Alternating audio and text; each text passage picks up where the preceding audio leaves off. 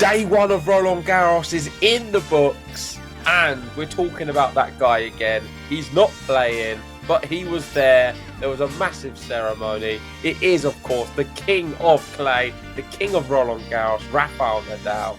We had his send-off ceremony. It was emotional. We're going to speak about it and the other action on day one.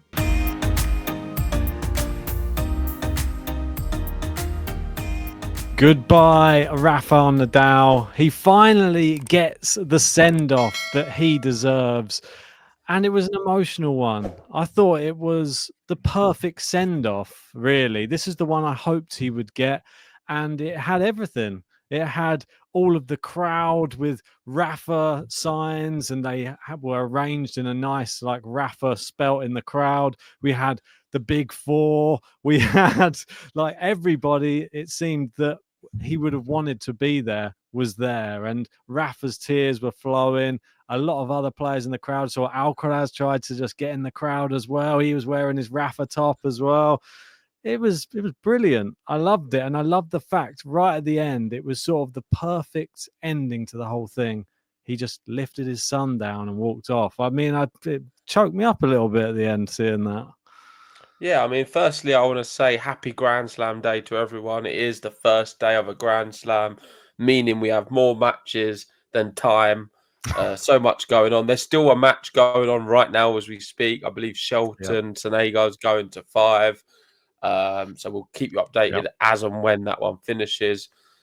But on Rafael Nadal, we have to speak about it. There's going to be some people in the comments complaining, saying, why are you talking about Rafael Nadal's ceremony? He didn't play today. But it was a big moment of the whole day, really. What's happened. And we had great moments where he's speaking to all of the crowd in French, Spanish, English, thanking his family, thanking Tony, thanking all of the people behind the scenes at the French Federation and the tournament and loads of different names. We don't know exactly what they do because we're not in the know. But you could see how much respect and admiration he had for them all, because when they all come out, he was sobbing, going over to them. We had the amazing moment with the big four. So Andy Murray, Djokovic, and Federer coming out. There you go. Look at that. Lovely. Amazing to see Federer, how young he still looks. His hair is still great. Probably the best out of all of them, and he's the oldest. And I thought it's a special moment with 4 fantastic tennis players. Andy Murray looks slightly awkward throughout because I feel like he feels like he doesn't belong. But he does. He's got his own special place in this rivalry, and he's had some great moments. Yeah. And I think Djokovic sort of summed it up perfectly afterwards. And he said that he's found it difficult to reach the levels he wants to, he was reaching before since Rafael Nadal has left the tour. And Rafael Nadal said something very similar when Federer left the tour. Yes. So it seems to be a bit of a theme, and it makes total sense to me why that would be the case. Of course, when you're pushed to your limits and you don't have that rivalry there anymore, it's difficult to find the motivation from within to keep going, especially when you've won everything. These guys have won everything numerous times as well. And for the case of Djokovic, like we've said, he's completed tennis. He doesn't have any point to prove at all. So it's difficult for him to get himself up to the levels when one of his fiercest rival over the last decade has now left the tour. Yeah. He has said he's started to find it a little bit more these last month or so. Taking 6 months, I think he said. Yeah. 6 months. And he has some other kind of motivations that he didn't go into, but I'm assuming probably to do with his family and maybe some other records we don't know about, which he's trying to break. But yeah, nice moment, really good ceremony, great send-off, what he deserves for the King of Clay. I loved how it ended, or towards the end, where you've got the footprint, the eternal footprint on centre court of Rafael Nadal. And that will be there forever. Rafa wasn't sure. He was saying, "Oh, it might just be for just the day or the tournament," but it is an eternal thing, always going to be there. And it was great to just go through all of the victories. And the funny thing is, before I watched the ceremony, because I watched it on repeat, I didn't see it live. I saw the 45-minute full video I was watching a documentary on TNT Sports, and Yeah. that was about Rafa at Roland Garros. So Nice. I've had a real Rafa day, to be fair. I've watched maybe as much Rafa as the other tennis because he's just been on the screens constantly.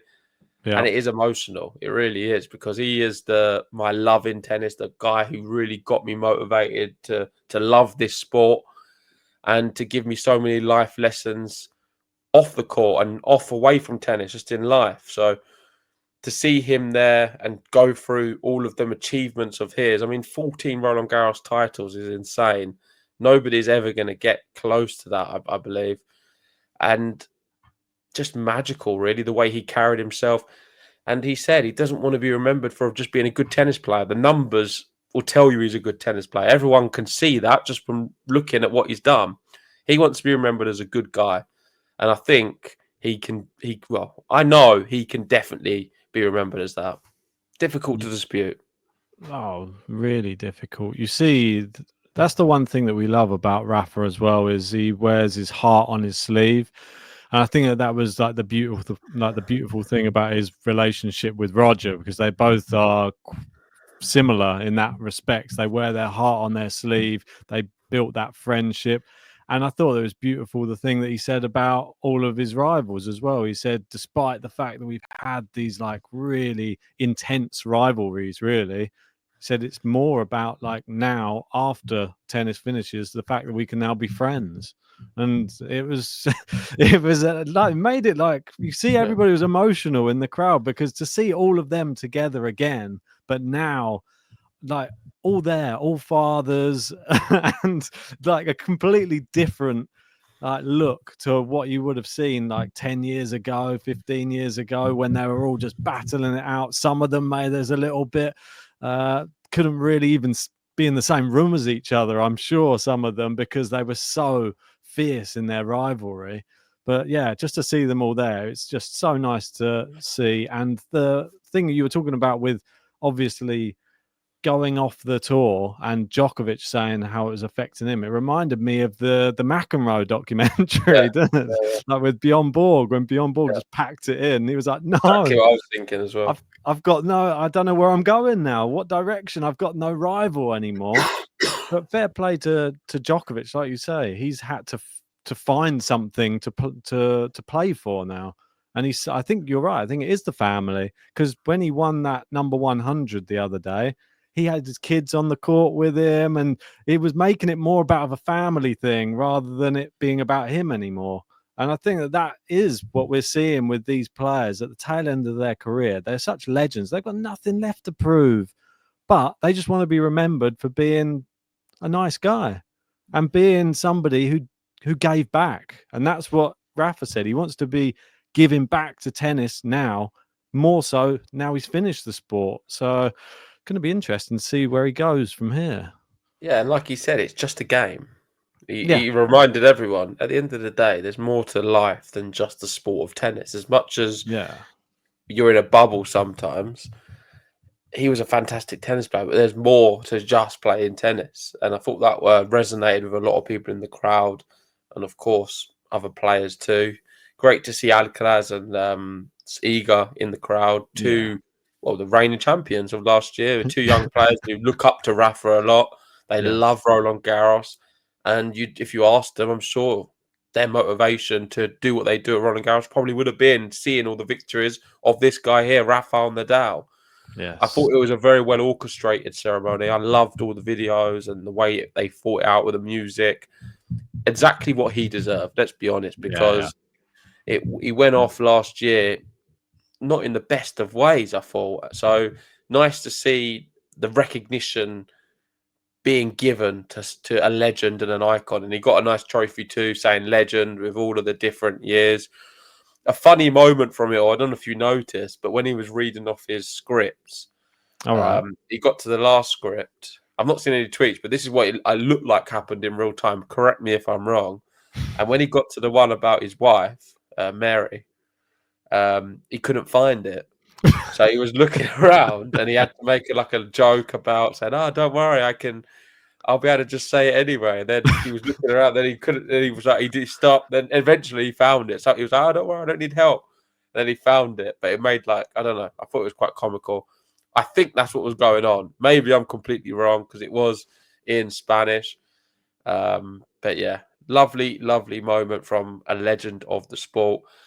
And he's not picked up the tennis racket since he's put one down, but he's very keen to be playing some exhibitions, he said. So I'm sure we'll see him on our screens very soon playing tennis at some capacity. Champions Tour, maybe? I think that's maybe not yet, but eventually, yeah. UTS. Get involved in that. But yeah, here are some of the images for those of you just listening. Obviously, when he was finished with his speech and finished walking around the crowd and just really soaking it in, he gave everybody a chance to see him one last time, didn't he? Walked around the whole entire court. And it then looked he was trying to get out, though. At one point, he was trying to find the exit, and he couldn't find the exit. And then it's like they caged him in the court, and he was like, I don't know where to go. He's walking around trying to get out. Just kept going around. He was trying to find a way out at one point, and there wasn't an exit. It was like a Joe Biden moment. They were just walking around. I think you do get some funny moments with Rafa. But then he went over, obviously, to his box. And it was his box as well, because there was all of his family and friends and everything there. And then they passed down mini Rafa to him, which was, just the perfect way to end. And then he was clapping throughout as well, joining in the applause for his dad. I wonder what he must be thinking, though. I wonder what's going through his head. Like, why's my dad out there on the court? And what his name in big? It was actually his name, which is in big writing as well, which is being written around the court. So it must be a little bit strange, but I'm sure when he gets a little bit older, it's all going to start sinking in. Like, oh my word, what a moment I was a part of there. And look at this. If you get shown this when you're a little bit older, that he walks into the changing rooms and he's giving high fives to Andy Murray, to Novak Djokovic and Roger Federer. And it's just bizarre, isn't it? Imagine that as a child. Well, it'd be funny if he grows up supporting Djokovic as his favourite player. I don't think he will because he's probably a little bit too young. So it'll probably be a Sinner or Alcaraz he'll really get behind. Because Stefan, as you know, is a big fan of Andy Murray. No, Andy Murray. Rafael Nadal, sorry. You might be a fan of Andy Murray as well. Probably, yeah. You never know. Mira Andreeva's the big Andy Murray fan, as we know. That's the big one on tour. Yeah. I don't know how much more we can talk about the ceremony, how much more we can talk about all of his victories. I thought we should just bring it up because it is day one. There's not much other tennis going on that I say is of as much interest as this ceremony. I think there are some big players playing, but it's more about this. And I think that's why it was the perfect day to have it. Yeah. Let's just have a look one last time at every single Roland Garros that Rafa did win. Let's bring them up here. And we started in 2005, which is actually crazy to think. 20 years ago. Well, his debut was to the day, 25th of May, 2000 and whenever it was. Was it 2005 was the first time he entered, or did he enter the year before? I don't know off the top of my head. Regardless, it was definitely to this day. I think 20 years to the day, so it must be 2005, yeah. And sorry, maybe not the debut. The first time he won it, it was 20 years ago. And yeah, like you said, I mean, he's dominated. There's not really much more we can say about how many times he's won it, but we've seen it so many times, and he is the GOAT. And you should probably go on to some of the results of today. Yeah, I know you said there's not many to speak about, but I think the best place to start is Jasmine Paolini. Yeah, let's go to that was a really tough match for her. There was moments in that one where you was thinking, she may lose this one. In that second set, she was under a lot of pressure. She ended up losing the second set and then come back in the thirds. Played some really good shots. I thought Yuan was excellent and seemed to just rise to the occasion. I had this one on, so I was watching it live, and Paolini had so much love and support from the crowd. She just played her tennis like we know she can. And in the end, in that third set, she was very dominant. She was finding them forehands down the line, a lot more winners. It's actually down And a her break, her wasn't technique, she was down a break. Watching her techniques, just like wow, incredible. She can really hit the ball well and deep, Paolini. Yeah, I mean, she has all of the game. I was really surprised to see that Yuan actually was ahead in that third set. I was shocked to see it went 1-set. I thought it was going to be a straight sets win and a nice comfortable one after the first set. Credit to Yuan though. Sometimes just turns up maybe slightly underrated as a player, I think, on the tour. But Paolini's through, and I think that's the main thing that takeaway from this. It wasn't about how you won really today. It was just about getting that first win under your belt, and she'll It's just be first round. It doesn't yeah, matter. Djokovic, how many times has he stumbled through the first round? Or doesn't mean exactly. anything. It really doesn't. As long as she's in the hat for the next one, that's all that matters. And she wasn't the best in spells, but produced enough quality to win. And we know she's great at Grand Slam level. In her last 22 Grand Slam matches, she's won 18, lost 4. Yeah, she's doing really, really good Over stuff. 80%. I thought, well, if we could speak about Sabalenka, the contrast in starting your slam, Sabalenka started with a breadstick and a bagel. That's a sign of intent moving forward. I think it's slightly different for her, though. She has such a different style. And if she starts strong, more than likely she blows you out the water. And if you're not, Rakhimova's nowhere near the level of Sabalenka. So it was always going to be a 2 comfortable sets victory, I think, for Sabalenka, that one. Not much more to say about it. I thought I actually watched the Pavlyuchenkova Kim Win-jung match. Pavlyuchenkova was not an easy first round match. That's a potential banana skin for some people out there. And there were some moments in that second set. They went break for break for break for break, I think, at one point. And I was getting a bit nervous because I've picked her to win the whole thing, Kim Win-jung. And she came through strong, though. And I was pleased with the way she finished the match. It was touch and go, though, a little bit there.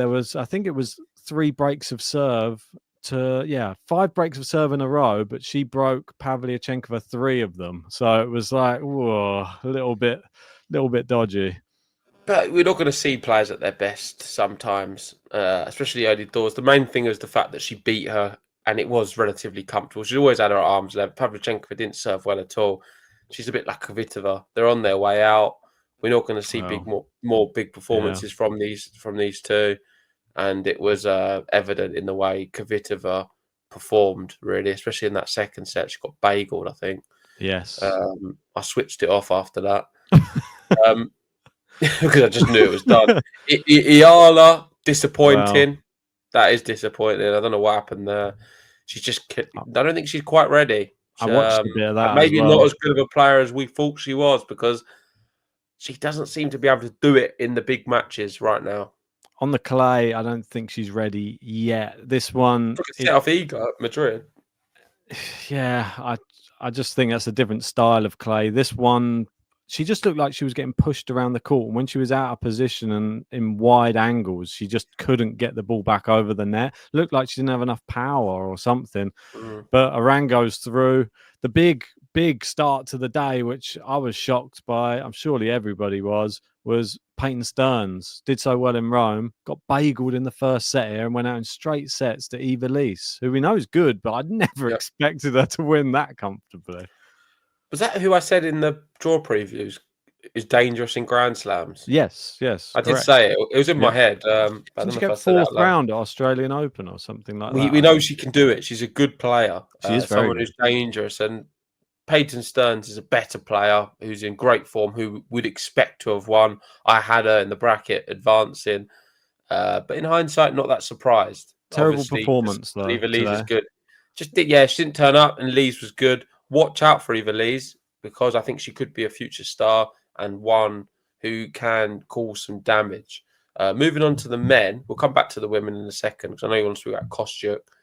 I want to start with, on the men, who did I want to start with? Moella? I don't know.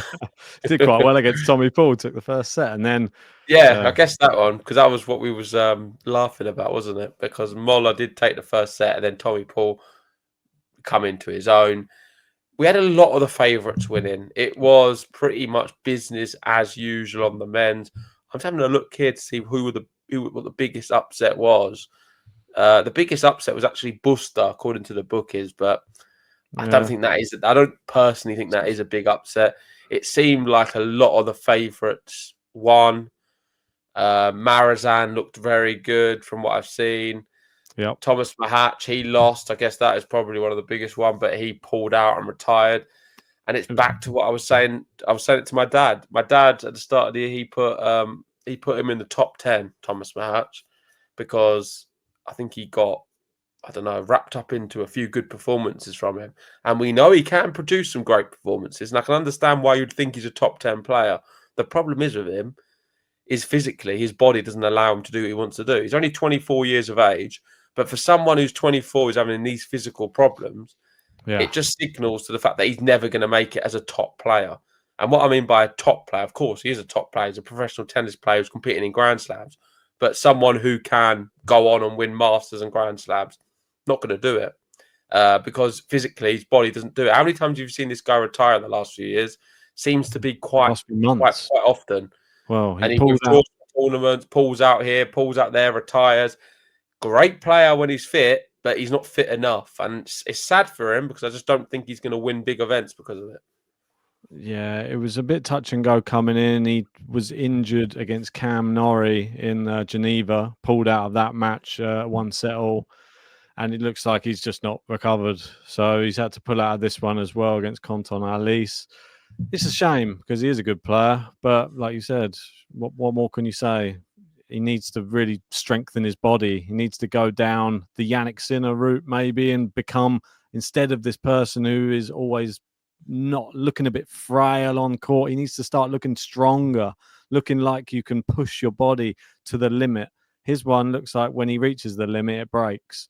And we need to change that for Thomas Mahatch. Found him on the podcast. Very nice guy as well. So wish the best for him. Hopefully a speedy recovery. See him back soon. Conton Alice, the French will be happy. Frenchman through.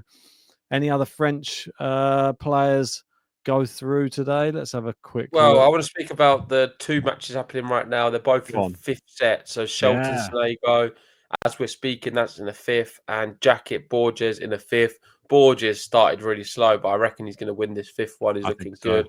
And Shelton, I think, has the ascendancy potentially to beat Sonego. But that's always going to be a tough one. They played at the Australian Open this year and produced a good match. I think it's dependent on how Shelton serves. I think he served too many double faults. Oh, really? He has done in the past, and that's what's let him down when his doubles faults come and loses rhythm. That's what McEnroe was talking about anyway in the commentary before I come on here. Okay. Apart from that, all of the big players you'd expect to win did win, and there wasn't loads of 5-set matches. A lot of them were 3 or 4.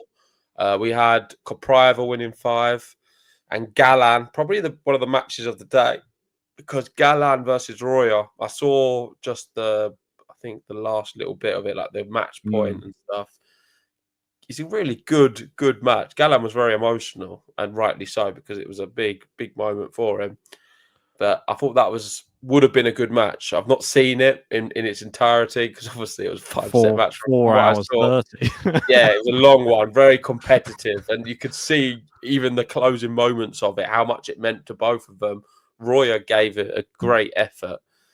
But yeah, that's kind of my summary of everything. I think apart from that, not many massive stories, and a lot of the favourites did win, which is good, I guess, for the tournament. Yeah, I think so. No real shockers. Moving down back to the women's again. Looks like Mboko's doing well still. She came through the qualifying strong. Still looking strong. Knocked out Lulu Sun. Svitolina as good as ever. Still the favourites. But yeah, let's talk about the big shock, really. And I know that I said, she never turns up in the slam. She does well in the qualifying. Well, I have to eat my words, don't I?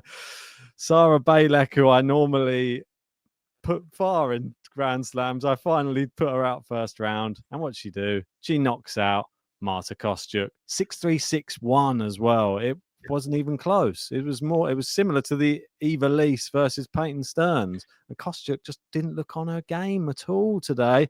And And Bejlek just has the type of game which was so consistent, and the top spin from her was just really troubling Kostyuk. And Kostyuk just looked like by the end she accepted defeat, which I thought was a little bit sad. But that's the way it goes sometimes. Kostyuk, I had her going far. I had her even beating Iga. So, you're going to play Iga now. So we got Bejlek going through. What's going to happen with Bejlek? Is she going to win another match in the next round? Who knows? Maybe she'll be Iga for you. Maybe. Well, Iga, it's just opening up for her now. But like we said, we got Rybakina's in that section as well. Ostapenko's in that section as well. We still got a lot of tennis to be played. But I am surprised that Kostyuk lost, especially that easily. I thought she would have been all right. She's been playing well. Yeah. But there we go. That does sum up our day one reaction. Let us know your thoughts from Roland Garros on day one. What did you make of Rafael Nadal's ceremony? Did you find it emotional? Did you enjoy it? Any thoughts there? Love to read the comments. And also, on who was your standout player of day one? Do you have one? I'm going to go with Iva Jovic, my wild card. She came through in 3 sets against Zarazua. It was quite a hard-fought battle, that one, and the crowd really helped her through at the end. So well done to her. Okay. In terms of my standout, it's going to be Fabian Marozsan. Of course it is. He wins in straight sets. He sets up a match potentially with Carlos Alcaraz, and he's a beast. I've been trying to tell you all, serious player. Watch out for Fabian Marozsan. And yeah, goodbye Rafa for now. Hopefully we see you again soon, and hopefully he sticks around Roland Garros. I want to see him do some commentary, or not commentary, but maybe like some post-match analysis with someone. That'll be quite cool if he can do that. But anyway, thanks for watching. Let us know your thoughts. If you haven't already, hit the like button, subscribe if you're new, and we'll see you tomorrow for day 2. We're going to be here every single day of the tournament. Yep. Sinner last on tomorrow as well. Yeah, should be good.